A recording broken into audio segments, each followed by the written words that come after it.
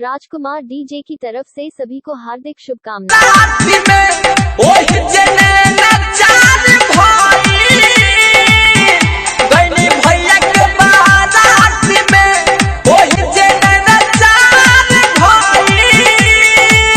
हमारा भौजी के छोटकी बहिनी से हमारा प्यार भई भैया के बाराती में ओही जने नचार भई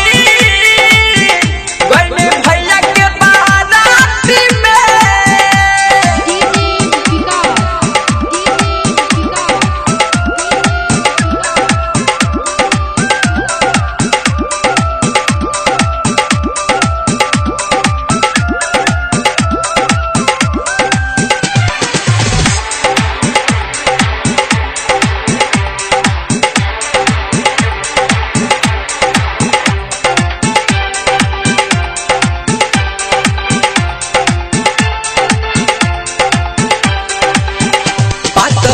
तरबा तनी गोर हो रस भरल बा पोरे पोरे हो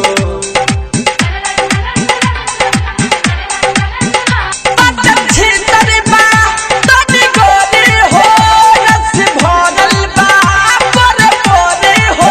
देखते देखते हमारो दिलवा बेकरार भई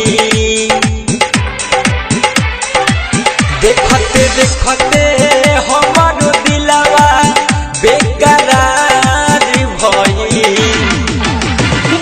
भैया के बाराती में ओही जे नचार भई भैया के बाराती में।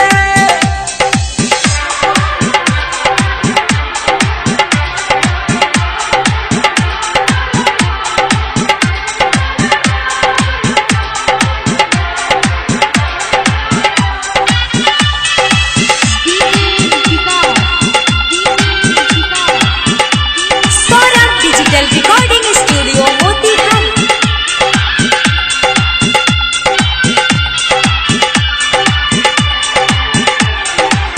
आँख शराबी बा ओठ गुलाबी हो कुछो पूछला करे ना बाबी हो।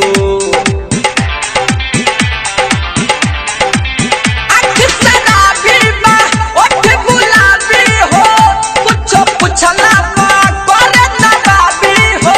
हमारा भैया के हमारा आरती उतारी गई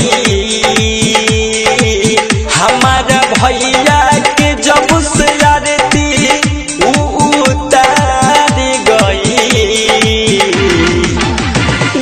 भैया के बाराती में ओही जने नचार भई भैया के बाराती में।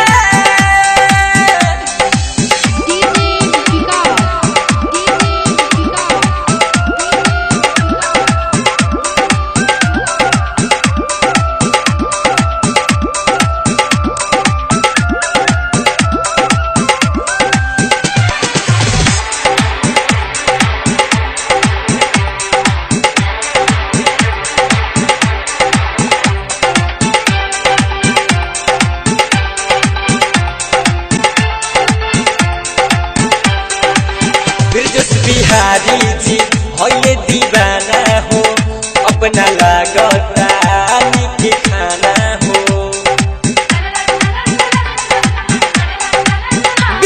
बिहारी जी होइए दीवाना हो अपना लागता के खाना हो। जय राजधानी विकास का विचार भई